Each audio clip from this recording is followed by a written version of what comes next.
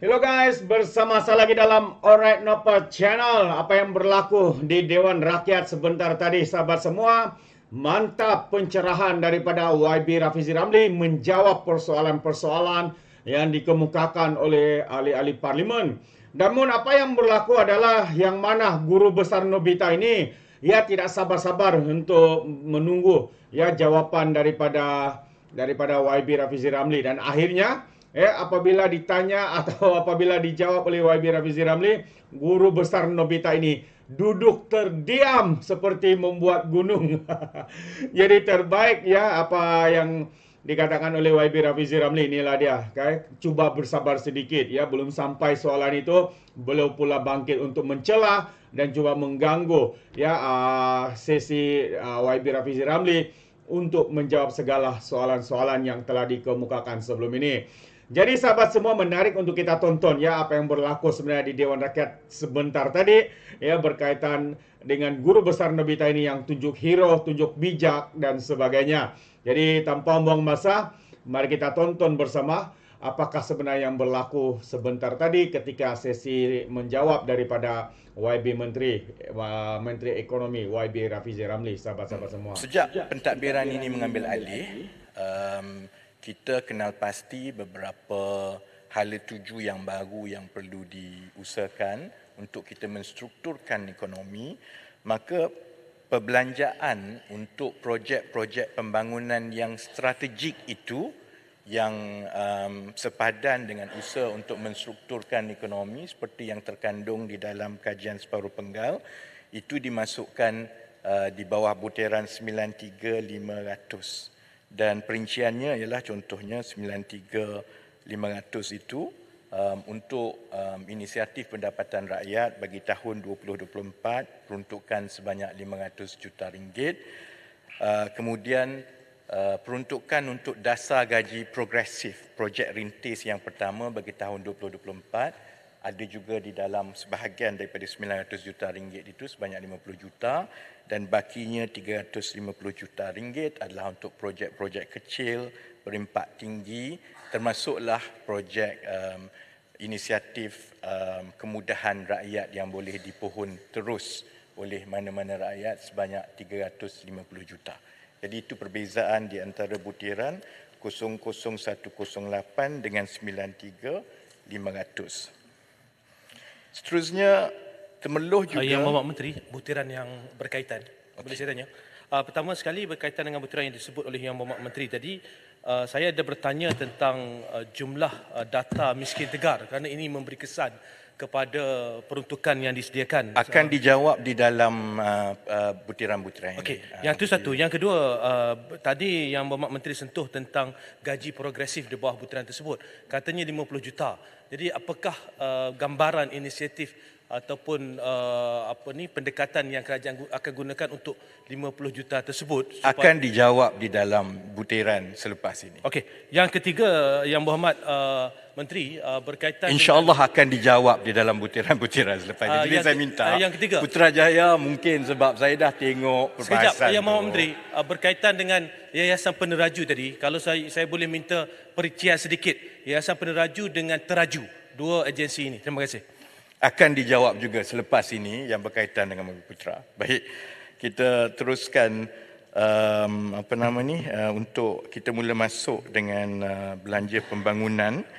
Temeloh tidak menyentuh sebenarnya tentang butiran yang khusus, kan, tapi membangkitkan tentang penstrukturan semula ekonomi, terutamanya ekonomi digital, dan perkara ini akan disentuh di dalam butiran 00800 yang juga dibawa oleh Kuala Terengganu tadi. Seterusnya, Temeloh menyentuh mengenai butiran 00600, iaitu projek kemajuan guna tenaga manusia yang menunjukkan perbezaan peruntukan 4.5 juta dalam tahun 2023 kepada 2.7 juta 2024. Butiran ini adalah berhubung peruntukan bagi pembangunan sistem Labour Market Information Analytics Platform ataupun LMIAP di bawah DOSM yang telah pun di dalam fasa pelaksanaan dan dijangka siap sepenuhnya dalam tahun 2025. Jadi peruntukan itu diberikan mengikut kadar bayaran kemajuan projek dari satu tahun ke satu tahun. Oleh kerana dia sudah sampai di pengakhirannya, maka peruntukannya adalah lebih rendah bagi tahun 2024. Bacuk, sebelum saya masuk ke butiran-butiran khusus termasuk yang ditimbulkan oleh Putrajaya tadi, Bacuk ada bertanya soalan dasar sebenarnya, tapi boleh juga dijawab sekarang. Soalan yang dibawa oleh Bacuk ialah apakah tindakan segera untuk menambah baik perbelanjaan dalam projek pembangunan dari segi aspek tadbir urus selaras dengan pengumuman mesyuarat M10 minggu ini. Untuk makluman jawatankuasa, kita semua sedia maklum bahawa walaupun jumlah keseluruhan perbelanjaan pembangunan itu meningkat dari satu belanjawan ke satu belanjawan, sebenarnya kerajaan bertungkus lumus untuk memastikan perbelanjaan yang dipanggil sebagai perbelanjaan pembangunan asas, DE asas itu peratusannya itu lebih tinggi kerana dalam keseluruhan peruntukan pembangunan ada dua komponen. Satu komponen ialah yang dipanggil sebagai DE asas, ini yang kita sedia maklumlah, bina sekolah, buat hospital, projek jalan dan sebagainya. Tetapi oleh kerana kita juga ada tanggungan-tanggungan hutang dan juga kenaan tetap, maka dia mengambil sebahagian daripada peruntukan belanja pembangunan ini, termasuklah hutang 1MDB, hutang Felda, ECRL, MRT, semua masuk di dalam belanja pembangunan itu juga. Polanya ialah sebelum 2023, pecahan di antara DE asas dengan tanggungan hutang tu 50-50. Jadi cabaran kita sekarang ini ialah daripada satu tahun ke satu tahun supaya peratusan yang pergi kepada projek-projek fizikal yang dipanggil sebagai DE asas ini adalah lebih tinggi. Kita berjaya alih 51% untuk 2023. Untuk 2024 ni dia akan meningkat lagi kepada 53% dan harapan kita itu akan berterusan kerana DE itu sepatutnya sampai kepada rakyat dalam bentuk projek. Bukan dipanggil sebagai belanja pembangunan tapi buat guna untuk bayar hutang. Baik, dalam kita mengendalikan cabaran ini, kita juga kena atasi beberapa cabaran. Dan cabaran yang berlaku di mana-mana ialah dari segi prestasi melaksanakan projek.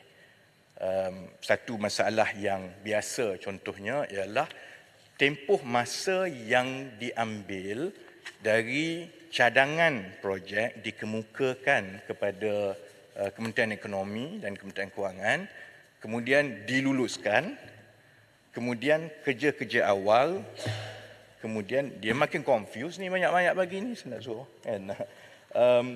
Kemudian perolehan, kemudian pelaksanaan. Jadi akhirnya sebab itu kita sebelum ini rakyat kita tak boleh salahkan kalau mereka sinis. Menteri pergi pecah tanah, lancar projek umum hospital. 7 tahun hospital tak ada lagi. Jadi itu sebenarnya masalah-masalah pelaksanaan yang kalau pun tidak ada sebarang penyelewengan ataupun ketirisan, tapi kalau tidak diperbaiki proses keseluruhan dari segi kelulusan dan juga sehinggalah siap, itu akan terus menyebabkan peningkatan kos kepada projek kerajaan. Kalau semasa diluluskan, pelaksanaannya sepatutnya 5 tahun, tapi kalau 5 tahun tak siap lagi, dia jadi 8 tahun, sudah tentu kos akhir itu akan ada variance order dan sebagainya dan dia akan naik 20-30%. Itulah konteks yang sedang ditumpukan oleh kerajaan sekarang. Jadi sebab itu, selain daripada beberapa penambahbaikan yang telah pun berlaku sekarang sejak pentadbiran ini mengambil alih. Contohnya, kita mempermudahkan dan mempercepatkan proses birokrasi itu. Peruntukan kerja awalan disediakan secara berasingan daripada keseluruhan projek. Sebab yang sentiasa berlaku juga ialah projek diluluskan, peruntukan telah diberikan, tapi baru nak buat survey tanah. Buat survey tanah tu nak pindah semua 4-5 tahun tak selesai. Jadi projek tu sedangkan anggaran kosnya dibuat 4 tahun dulu. 10 tahun nanti baru siap. Jadi sekarang kita pisahkan supaya bagi setiap projek yang diusahakan oleh kementerian, memang kita bagi peruntukan khas untuk buat kerja awalan saja. Supaya kerja awalan itu telah dibuat dan tanah semua selesai, kemudian kembali kepada Kementerian Ekonomi untuk projek pembinaan dan sebagainya. Itu kami percaya akan mempercepatkan. Sama juga kelulusan sealing projek hanya dibenar bagi projek yang telah selesai isu tanah. Ya, payah besar. Terima kasih Yang Hormat Pandan. Datuk Musi, saya just nak minta pandangan Yang Berhormat Menteri. Yang Berhormat Menteri sebut tadi pasal pelaksanaan. Itu mungkin di bawah DI Asas. Di bawah UKAS, macam mana pula peranan Kementerian Ekonomi memastikan pelaksanaan di bawah UKAS? Sebab saya lihat UKAS sebenarnya memberi komitmen kewangan tinggi kepada kerajaan. Terima kasih, Yang Hormat. Terima kasih Payah Besar. Sebarang projek yang bersabit usaha swasta dan awam yang di bawah UKAS itu akan dipertimbangkan di peringkat UKAS, kemudian dibawa kepada kementerian-kementerian yang terbabit, dan salah satu kementerian yang wajib terbabit adalah Kementerian Ekonomi, terutamanya selalunya sebarang PPP pun akan melibatkan DE juga sebagai sumbangan kerajaan. Jadi dari segi itu, peranan Kementerian Ekonomi ialah untuk memastikan bahawa apa-apa yang dicadangkan melalui PPP itu dan juga peruntukan pembangunan itu benar-benar memberi nilai yang terbaik kepada rakyat. Kemudian baru dibawa ke kabinet untuk diluluskan. Pun begitu, kerajaan sekarang memang sedang menggubal dan menyelaraskan supaya kita kaji balik keseluruhan pendekatan PPP. Kerana seperti yang disebut oleh Payah Besar tadi, sebahagian besar tanggungan kita ialah warisan daripada PPP yang lepas. Yang saya sebut tadi itu semua PPP. Yang semasa dicadangkan, mula-mula kata ini swasta, ada gini-gini. Tapi lama-lama dia tak swasta lah, kerajaan kena tanggung lah. Jadi bila dia dah jadi 47% daripada tanggungan tiap-tiap tahun, memang sebaik yang mungkin kita nak elakkan daripada terlalu kita cepat dengan projek-projek PPP ini. Baik, saya kembali sedikit lagi mengenai belanja Menteri, untuk pembangunan boleh tadi. sedikit. Ya, Kota Melaka. Terima kasih Menteri. Saya nak bangkit tentang harga projek, kos projek yang selalu kita lihat projek-projek kerajaan, kos dia lebih tinggi berbanding dengan harga pasaran. Jadi adakah Kementerian Ekonomi juga akan tinjau semula tentang harga-harga tersebut? Saya beri satu contoh. Jadual kadar kerja kejuruteraan awam dan bangunan yang disediakan oleh JKL diguna sebagai garis panduan untuk semua projek. Contohnya untuk banner jalan 50 mm tebal, kalau mengikut jadual ini RM46.90. Sedangkan di harga pasaran di luar sana hanya sekadar RM35. Jadi dia lebih tinggi, lebih kurang 30 hingga 50%. Jadi bagaimana kita nak mengatasi masalah sedemikian supaya kita dapat penjimatan untuk kita buat lebih banyak projek. Terima kasih Menteri.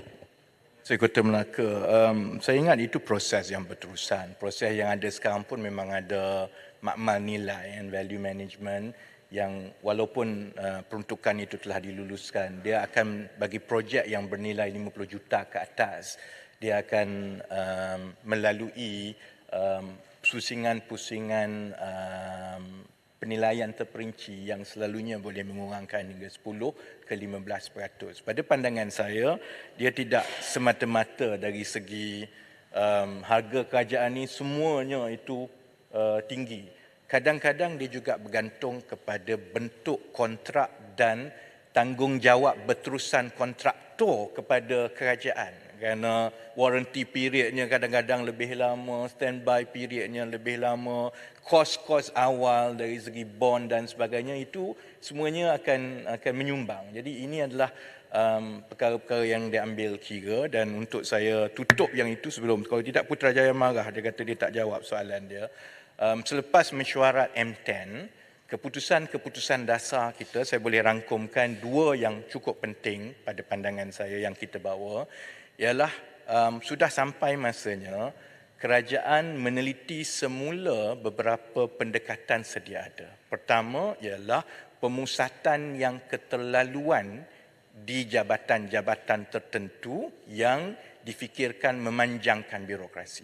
Jadi kita sedang mencari kaedah yang terbaik untuk mengimbangi bagaimana kita mempercepatkan pelaksanaan projek dengan memberdayakan jabatan-jabatan, tetapi pada masa yang sama ialah untuk kita pastikan ada kawalan supaya perbelanjaan itu berlaku dengan baik, termasuklah memberi lebih kuasa kepada kementerian-kementerian supaya tidak perlu kembali ke Kementerian Ekonomi setiap kali nak tukar NOC datang dan sebagainya. Itu adalah perkara yang akan dikaji.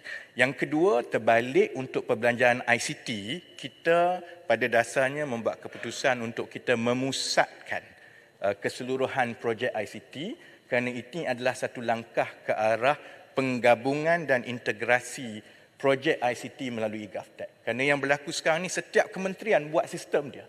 Dan kepakaran itu tidak ada di kementerian-kementerian. Kerana kepakaran itu mungkin hanya ada di Mampu dan beberapa saja. Jadi keputusan dasarnya ialah untuk projek-projek ICT dan sistem, kita akan pusatkan di Mampu. Dan perkara-perkara yang bersabit secara terperinci itu akan diumumkan dari satu masa ke satu masa. Saya ada 5 minit dan banyak lagi ni, jadi saya akan cuba dengan cepat. Paya Besar dan Pendang tanya tentang gaji progresif. Saya dah jawab tadi, butiran untuk projek rintis gaji progresif ada di bawah 93,500. Jadi untuk tahun-tahun depan pun maksudnya sebarang projek yang bersabit dengan menambah baik struktur ekonomi negara, yang itu selalunya akan berada di bawah 93,500. Dan dari segi kaedahnya, kita akan bentangkan kertas putih pada 30 November, tetapi pada umumnya ialah ia bersifat sukarela tetapi dengan ada carrots and stick.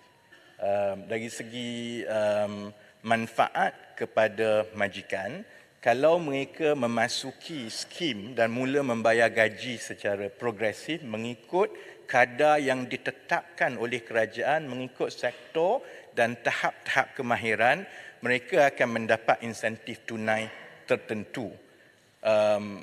Kebaikan kepada majikan juga ialah kaki tangan mereka yang berada dalam skim gaji progresif perlu melalui latihan kemahiran yang khusus supaya itu akan menaikkan kemahiran mereka. Sticknya, kalau mereka tak masuk, maka mereka akan menghadapi kesukaran untuk mendapatkan bakat. Kerana apabila rakyat dan tenaga kerja kita tahu bahawa syarikat-syarikat yang di bawah dasar gaji progresif ini adalah syarikat yang membayar gaji yang berpatutan, maka itu akan mengalihkan tumpuan tenaga kerja kepada syarikat-syarikat ini. Dan perincian-perincian lain itu insya-Allah kita akan berikan dan kita bahaskan pada 30 November ini. Banyak lagi soalan yang seterusnya ialah yang bersabit dengan koridor.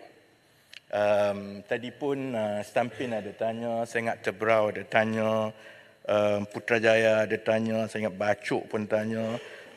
Sebelum saya bagi secara terperinci, saya ingat ada sedikit perbezaan di antara koridor yang di Semenanjung dengan koridor di Sabah Sarawak.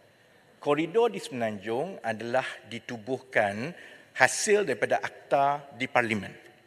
Koridor di Sabah iaitu sedia dan di Sarawak rekorda adalah di bawah ordinan negeri masing-masing. Jadi untuk menjawab Stampin tadi, sebenarnya soal berapa ada agensi di Sarawak itu adalah di bawah bidang kuasa kerajaan negeri Sarawak.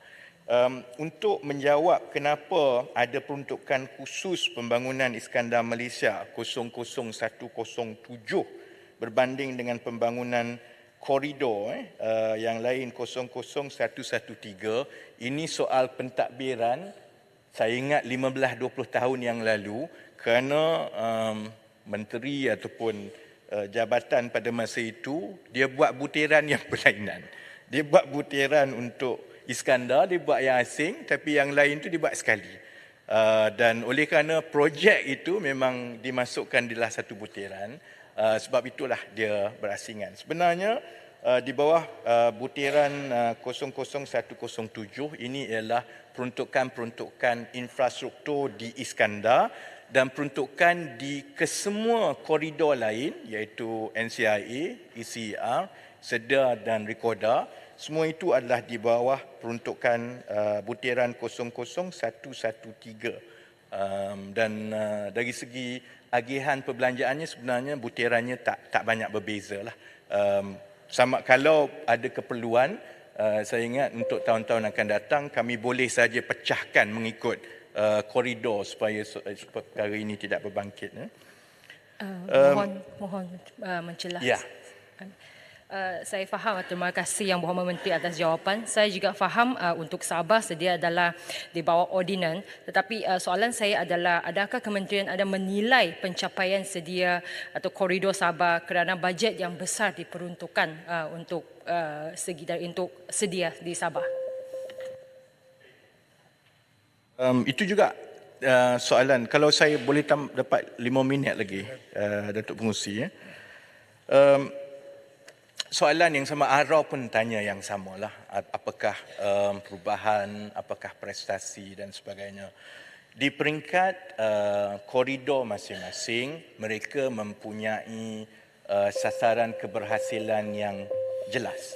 Maksudnya berapa pelaburan yang telah dibawa masuk, berapa GDP yang bertambah, berapa pekerja, semua tu adalah kan. Dan saya ingat InsyaAllah saya usahakan supaya kita boleh bawa semua maklumat itu kepada Parlimen dan juga kepada rakyat. Cuma mengenai koridor ini, koridor-koridor ini ditubuhkan untuk menjadi pemangkin kepada kawasan.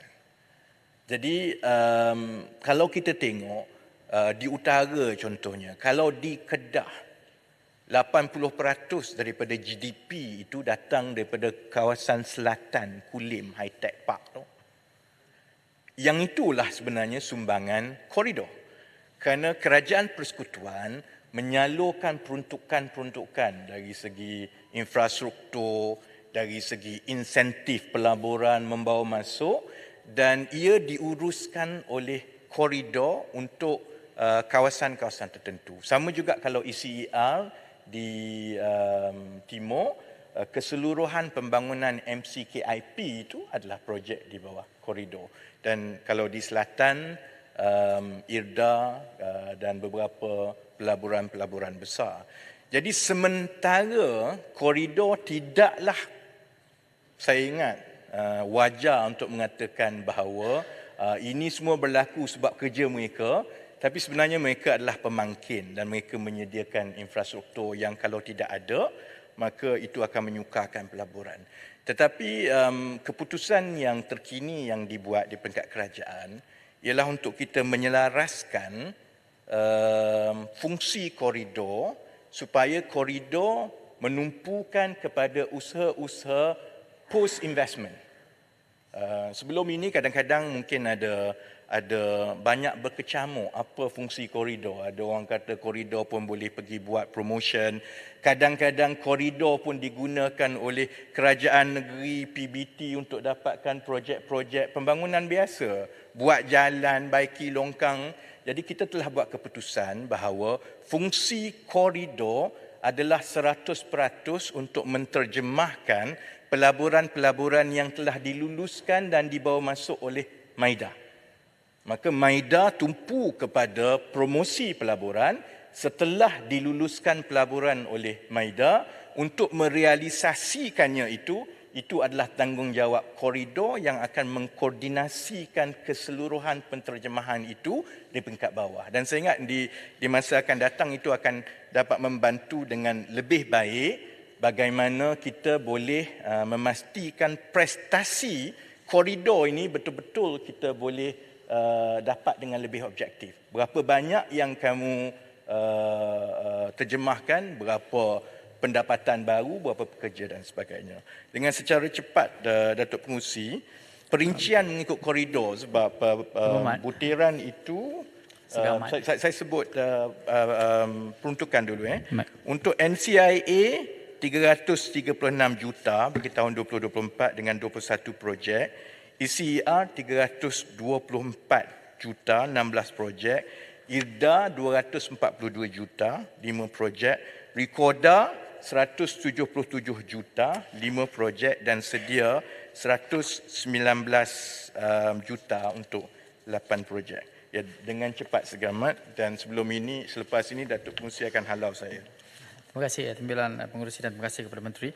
Saya cuma mungkin Menteri is a short of time berkenaan dengan pembangunan startup lah. Saya ingin juga ucap terima kasih dan juga puji satu langkah yang baru diperkenalkan, peruntukan 10 juta untuk startup. Dan sudah tentu ada pelbagai cabaran untuk membuat startup, termasuklah daripada corporate income tax dan juga labor law yang lebih friendly dan ekosistem sebagainya. Dan bagaimana peruntukan yang kita sediakan 10 juta ini boleh lebih strategically give back to the economy. So itu saya nak tahu sedikit penjelasan saja. Dan kalau kita lihat antara negara-negara yang paling dekat, negara jiran, negara Singapura telah masuk ke tangga top 10 on the startup list dalam dunia ni, dalam negara ASEAN. So saya nak dengar sikit pendengar bagaimana kita nak membuat strategi dan juga make sure it is really benefit kepada negara dan juga ekonomi. Terima kasih. Menteri, sebelum pergi ke startup koridor sikit. Ya, okey. Yang Pak Menteri, kita tadi, Yang Menteri setuju untuk kita decentralisekan bagi mengelakkan berlaku red tape, berlaku pertindahan tugas. Bila kita post investment ni diserahkan kepada koridor, kenapa kita tak empower je Perbadanan Kemajuan Negeri supaya lebih tertumpu ke peringkat state? Kerana apa pelaksanaan itu di peringkat state? Jawab payah besar dengan cepat dahulu kerana sebahagian besar daripada proses koordinasi itu ialah melibatkan bukan sahaja di negeri tetapi dengan banyak agensi persekutuan. Jadi itu asal usul kenapa tahun 2006-2007 dahulu keputusan pentadbiran masa itu untuk mewujudkan pentadbiran pihak berkuasa koridor, kerana dilihat kalau ada pihak berkuasa koridor itu akan melicinkan lagi koordinasi kelulusan, kerana sebahagian banyak tu ialah dengan agensi persekutuan. Dan pandangan saya payah besar, saya masih lagi ingat itu jalan yang lebih baik buat masa sekarang. Segamat sebentar tadi tentang startup, sama juga soalan yang ditanya oleh Kuala Terengganu, apa sebenarnya butiran 00800 10 juta ini dan adakah ini akan mengambil alih daripada kementerian-kementerian lain? Sebenarnya tidak. Fungsi Kementerian Ekonomi seperti mana juga bidang-bidang ekonomi yang lain, Kementerian Ekonomi mengusahakan satu hala tuju baru. Yang menentukan dasar kanan sikit, kiri sikit itu dia bermula di Kementerian Ekonomi dan ia akan dilaksanakan oleh kementerian-kementerian terbabit kerana agensi-agensi terbabit ini ada kat MOSTI, ada kat KKD dan sebagainya. Tetapi untuk Kementerian Ekonomi mengusahakan lonjakan awal itu, sudah tentu kami yang perlu lakukan pembangunan dasar dari segi memulakan langkah itu, dan belanjawan yang peruntukan yang disediakan 10 juta itu adalah untuk tujuan itu sebenarnya. Peruntukan-peruntukan untuk startup yang lain itu masih berterusan di bawah kementerian-kementerian yang lain, dan peruntukan di bawah 00800 ini adalah usaha-usaha untuk melonjakkan digital dan tech sebagai industri HGHG dalam tahun 2024 ini, bermula dengan pelancaran KL20 iaitu sectoral blueprint untuk digital dan tech dalam bulan Februari dan Mac. Saya kena sentuh sedikit. Alright guys, itu dia jawapan terbaik ya, persoalan-persoalan yang dikemukakan dengan tenang ya. YB Rafizi Ramli menjawab segala persoalan. Jadi kita boleh nampak bagaimana sikap profesional, attitude seperti inilah sahabat-sahabat semua yang kita mahukan sebagai seorang menteri, dan kita berharap ya semuanya dapat menjawab, dan kita juga harapkan segalanya dapat berjalan dengan lancar. Terbaik ya, YB Rafizi Ramli memang genius, walaupun ya pembangkang seringkali mempersoalkan ya apa yang cadangan, dasar perancangan yang sedang diusahakan oleh kerajaan hari ini. Jadi terima kasih, sampai di sini saja. Sekiranya sahabat semua ingin memberikan sebarang komen, anda boleh berikan komen dalam ruangan komen. Dan akhirnya izinkan saya untuk mengundurkan diri, dan seperti biasa peribahasa mengatakan, tapapun keangkap, 2 ton keinginan. Dalam bahasa Melayunya, tepuk dadah, tanya selera. Sekian saja daripada Alright Nampak Channel, kita berjumpa lagi. Bye-bye.